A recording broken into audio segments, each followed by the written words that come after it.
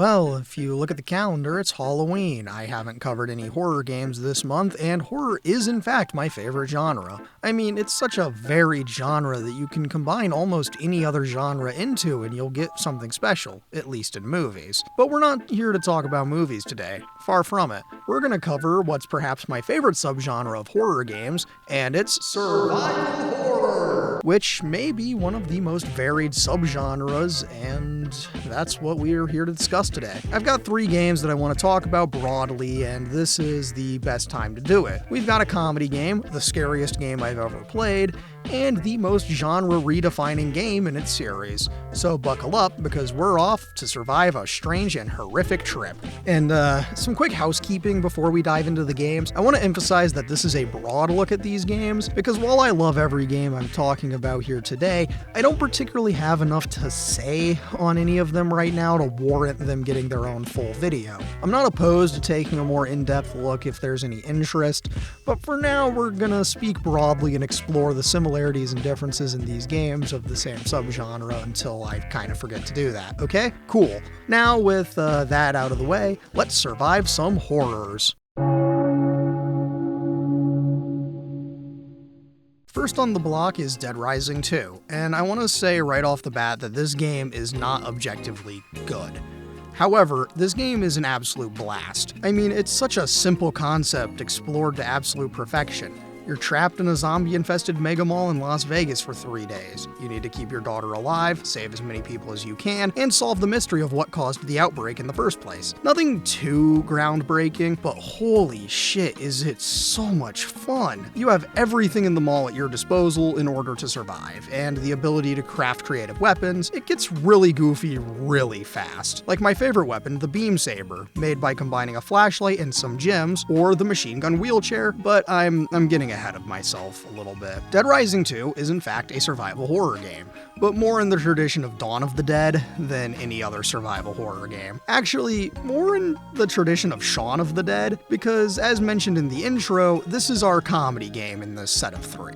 The Dead Rising games have always been comedies, all 3 games in the series, those being Dead Rising 2, and Dead Rising 2 Off the Record. It's a shame there's only 3 games in the series, but thank God they stopped before they could go in the opposite direction and make an ultra gritty and serious open world game out of a series that thrives on comedy and a very limited space. Thank God there wasn't a Dead Rising 3 or 4 to burn the franchise to the ground. That definitely didn't happen and bankrupt the studio that made these games, right?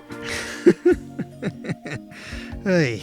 Tangents aside, this game is a survival horror with an emphasis on the survival part. This game's not particularly scary in any regard, outside of some zombie shit and the psychos, but that's the thing. This game wasn't meant to be scary. I mean, from the start in the original game, the player character is dropping one-liners after every boss fight, saying stupid shit in every cutscene and being absolutely insane. So Chuck Green falls into the same type of hero. Speaking of Chuck, I love the idea of a washed-up Vegas sports performer being thrust into this kind of nightmare scenario, because he's just so out of place. And you don't question it because the game is a glorified B-movie, and thus the game exists on a weird fringe point. I do truly love this game, though. The humor is absolutely absurd, the gameplay itself is comical. I mean, it exists solely to be an undead playground of stupidity. I mean, name any other game where you can get a Hummer and just run over zombies left and right until it breaks and you start slicing zombies with a lightsaber. Exactly, it's Dead Rising 2 Off the Record, which is fundamentally the same game, but in a what-if scenario that brings back Frank West, the protagonist of the first game, who's covered wars, you know. The point being, it's such a unique take on the genre and still holds up surprisingly well and is such a great time to play, even if the core gameplay is escort missions and boss fights. I'm actually going to talk about the 4th game now instead of the 3rd game because that one seems to be a better game to end out on. Of course, the 2nd game we're going to cover now is Resident Evil 4 Remake, and I specify the remake because I just like how it looks and plays more than I like the original, okay? Anyways, Resident Evil 4 is a direct sequel to Resident Evil 2, given that Resident Evil 3 is actually a direct sequel to Resident Evil, and that Resident Evil 2 is not a direct sequel to Resident Evil.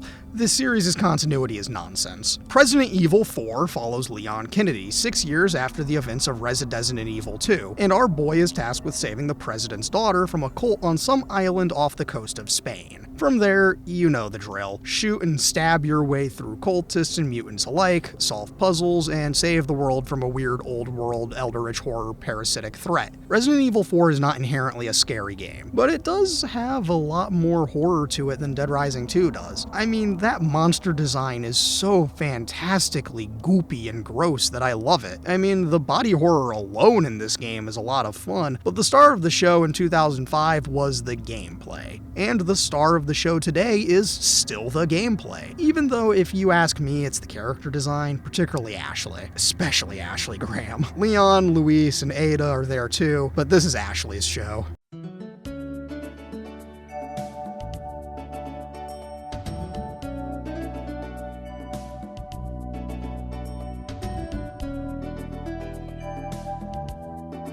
Anyways, the gameplay was revolutionary for the genre and really revitalized the Resident Evil series going onward. I mean, the action-first approach to this game has truly did something special. Like, me even trying to commentate on it is kind of a worthless endeavor because everyone and their mom has already talked about this. That said, the guns feel incredibly fun to use, and the resource management makes the game feel a lot more intense and fun to play. Sure, ammo is pretty plentiful compared to some of the other games of the genre, but it's still a challenge on the higher difficulties. I love Re4 Remake a lot.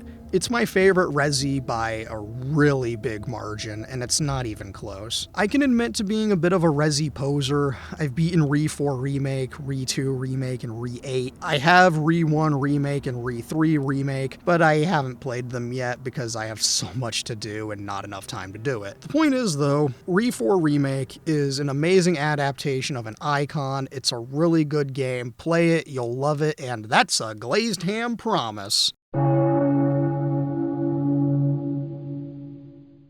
And now for the real bulk of the essay. The most scared I've ever been playing a game. It's Silent Hill 3. This game is truly the best of the best when it comes to survival horror, and in all honesty, it's a shame it's not more accessible to the masses. Truly, this is an incredible game, and if you ask any of my friends about it, they'd tell you that they've never seen me actually scared. This game is genuinely terrifying, and there was never a moment where I felt safe during my first playthrough. Even in the areas I knew were safe, I felt like I was in danger, and I loved every moment of it. Now, I'd like to take a moment to flex and say I'm one of those lucky souls that owns an original PS2 copy of Silent Hill 3, and while it's not complete in box with the manual and soundtrack, it is the original casing and disc. It's still worth a lot of money, and I only got it because I found it for a reasonable price that was well under current market value as of me writing this in the year of our Lord 2024. This is a long-winded way of me saying that this is not an affordable game for most. It was just barely an affordable game for me, but I was willing to pay for it because I absolutely adore this game and think everyone should play it because it's that good. Also, it was my birthday. Anyway, the problem is that it's a pretty price-inhibitive experience, and I'm not stupid. I know you could do a little sailing of the 7 seas to play it for free on your PC, but A, I can't legally condone that behavior on a public platform, and B, I have a mental illness that makes it so that I love tangibility, and playing games on original hardware as God intended. The point is, this game is not exactly readily available on most platforms nowadays. The PC port is long out of print and the PS2 version is really pricey, but there is a secret third path that's still above board and legal, and if you ask any diehard Silent Hill purists, they'll tell you that this route is an affront to God and you should just die instead of playing this version because of how bad it is. This version, if you have an Xbox 360 or PS3, is the Silent Hill HD collection. And this version is still available digitally on an Xbone or Series X, and typically goes on sale for about $10. And for that price, you can play relatively upscaled versions of both Silent Hill 2 and Silent Hill 3 on a modern console that runs a lot faster than a PS2 does. But due to the numerous posts and forums that are just Silent Hill purist circle jerks that would lead you to believe that the HD collection is an unfinished, buggy mess that constantly crashes and is completely unplayable, I was intrigued. Is the most readily available and legal method of playing Silent Hill 2 and 3 truly as bad as everyone says it is? The answer, entirely based on my experience playing it on an Xbox Series X, was that it was perfectly playable. I still had the same experience with it on my PS2, or that I had with it on my PS2, and while yes, the HD collection does have some music problems, it is the same damn game. Granted, I was playing this on a Series X and not on an Xbox 360 or Xbone, but the game is playable. Actually, it's more than playable. It's still the same terrifying experience as always. I mean, play any version of this game with good headphones in a dark room and it's scary. This version, even with the music issues it has, is still really damn creepy and unsettling. It never feels safe, except for the save screen, which plays End of Small Sanctuary in the HD collection. But outside of those, I do have one last gripe to talk about before I dive into the abyss, and that's the Silent Hill HD collection voice debacle. See, you look at any online post about this collection on any website or platform, and you'll see people bitching and moaning about the new voices in this collection. And oh my god, just take your head out of your ass for 2 seconds and realize it's not that bad. Now, there is a point to be raised about how Silent Hill 3 in this collection doesn't let you use the original voices while SH2 does, but it's a really minute and irrelevant point because it just doesn't matter. The new voices are not terrible. The deliveries may occasionally be a little strange, but the world is so immersive and engaging that the weird line deliveries don't take me out of it. And to that point, the series has always had some weird voice performances, and that's part of the identity. People love to make mountains out of nothing, and I want to set the record straight because the Silent Hill HD collection is a perfectly acceptable way to play Silent Hill 3. With all of this out of the way, let's actually talk about Silent Hill 3. Yeah?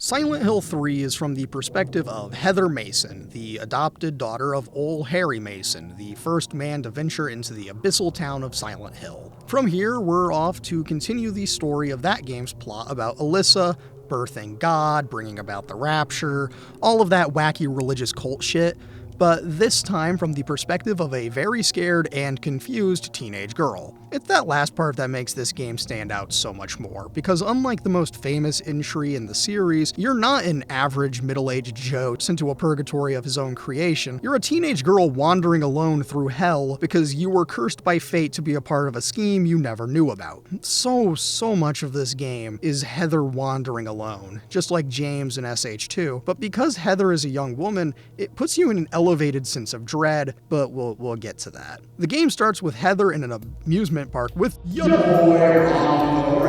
but he's dead, which sucks. Also, he's just a mascot suit. Anyways, run through this abandoned park, dodging and ducking your way past all sorts of horrors beyond your comprehension, like Doublehead, a dog beast with a head that's been split in half and functions like 2 separate heads, and Closers, a lanky-ass guy with real club-like arms that have knives at the end like hands.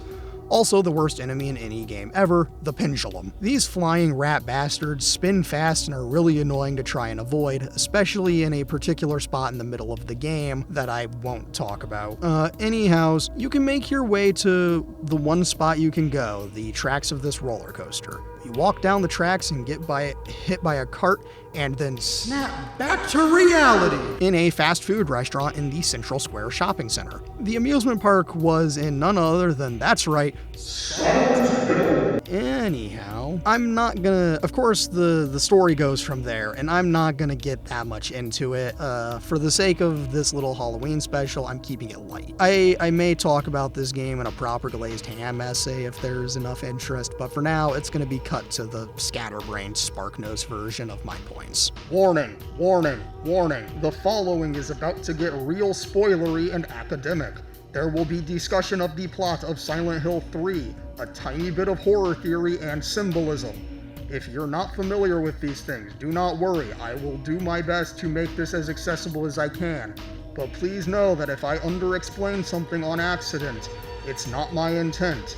Disclaimer over. Something I think this game does well is atmosphere, and this is in combination with the protagonist. Heather spends most of this game alone. particularly in abandoned public spaces at night, and because horror is inherently gendered, the setting takes on the real-world context around that feminine fear of being alone in public at night. Of course, a recent example that shows this would be in the opening segment of Fresh, director Mimi Cave, 2022. The protagonist, Noah, is walking home alone at night in an empty street, and she panics when she notices what she thinks is a man following her.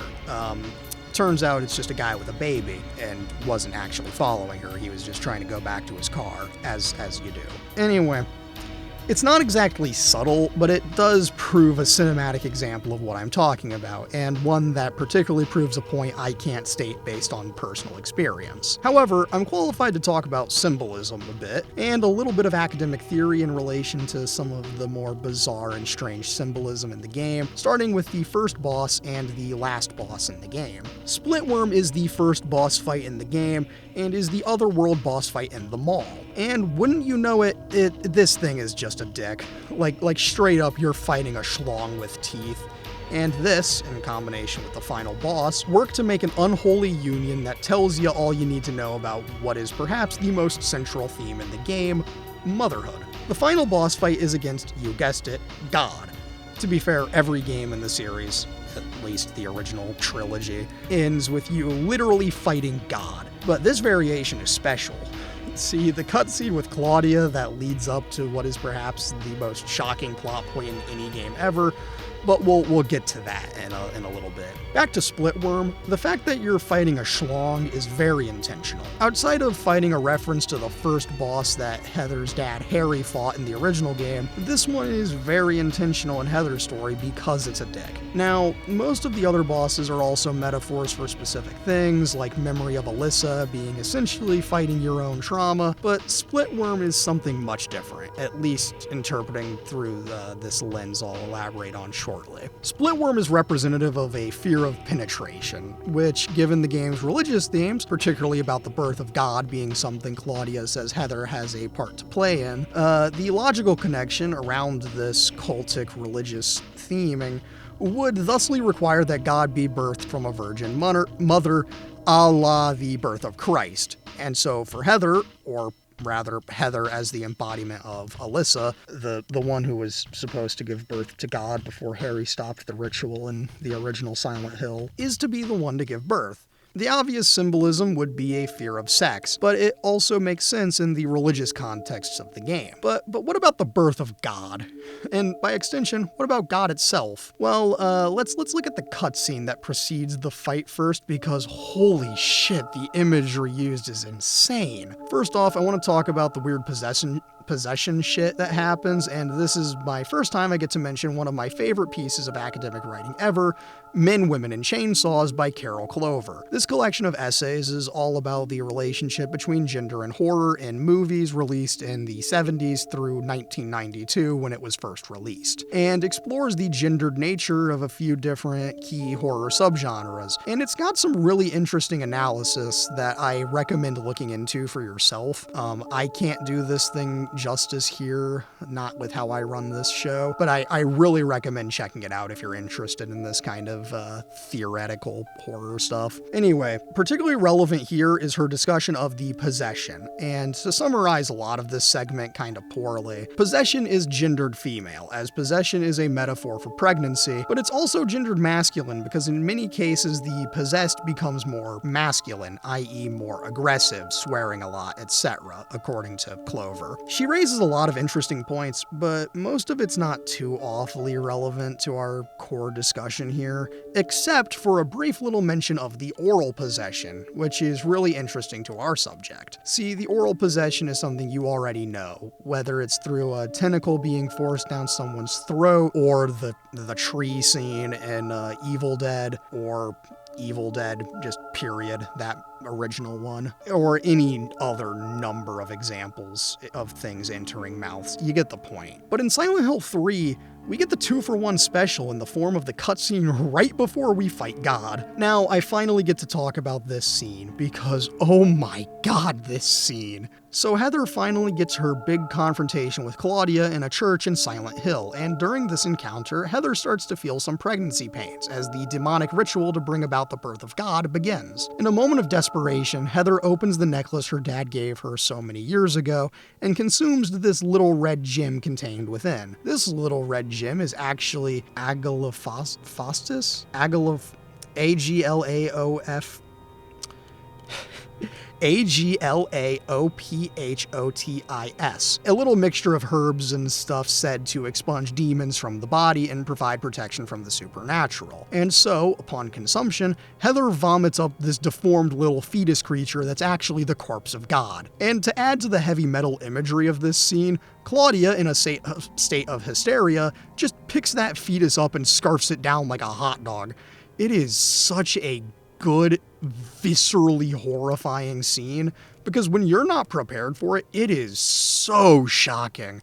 I remember when I first played the game, I was not at all expecting this to happen, and yeah, that scene is still just so insane to me. Even on multiple playthroughs, it never gets easier to accept. It's kind of fantastic in that way. Anyway, the imagery is so deeply striking, and there is something to the person willing to get possessed over their beliefs, but different conversation for a different day, right? Of course, this ties back to the whole theme of motherhood, especially motherhood when you're not ready to be one.